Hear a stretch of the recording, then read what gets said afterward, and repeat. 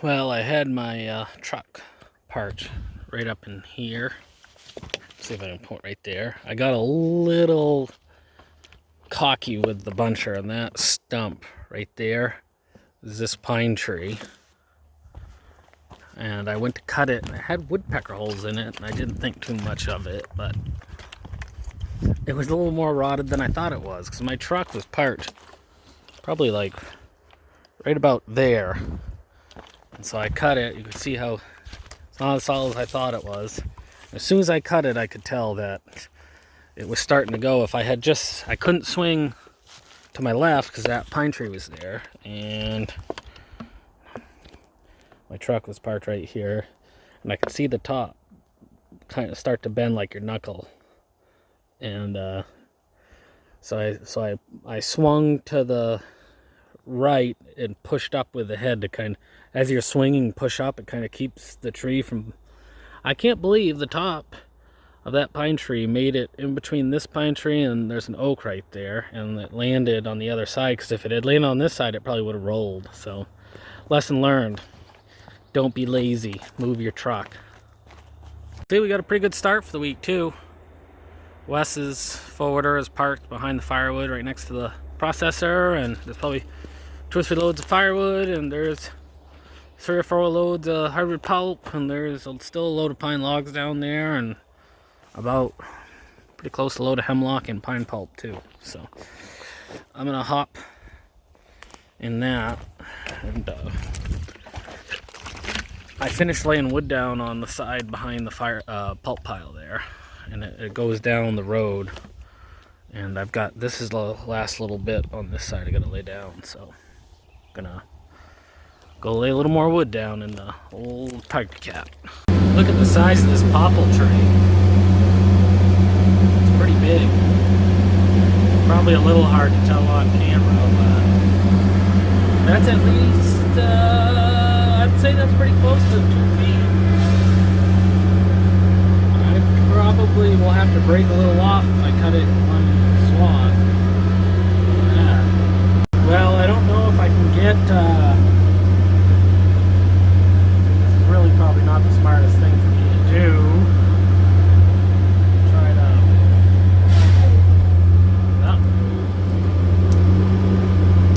Well, it didn't cut all the way through, but I got a hold of it, so I'm gonna shut you off now and cut the rest of the tree. Alright, I got it. You can see it was bigger than 24 inches. I couldn't cut all the way through. I actually managed to get it to break off and not wreck everything either. There's an oak tree right there I didn't want to wreck, and I managed to miss that, so score! Hey, another fun fact is, this is a small one, but it's a small hemlock, and I never knew this, but my forester was telling me that hemlock trees excrete some sort of like herbicide. So like if you have a hemlock grove, if you've ever noticed there's no hardwood underneath it, or like if you have a big bushy hemlock and nothing's growing underneath it, it actually excretes some sort of chemical that keeps other trees from coming up and competing with it. So, and hemlock's pretty much drunk, so we're gonna take care of that. Woo! I thought that was kind of an interesting fact. So there isn't a lot of hemlock in this piece, but a lot of the places that there is hemlock, there's pine regeneration trying to grow. So, and the hemlock's not very good quality either, so we're just getting rid of it. There's another big popple tree. You can tell that I cut from this side going in, because the disc is just barely getting through this side. And that's a 24-inch head.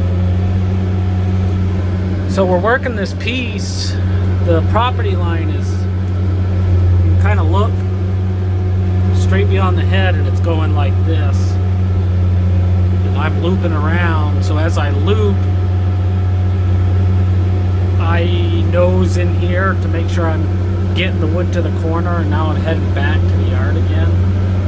And I'm sure I've explained it before, but with the processor, I put all the wood behind me, and every time I start a trail, I loop it. So when I'm processing, I just follow whichever way I cut, and the buncher and the processor are always cutting trees or processing wood the whole time they're running.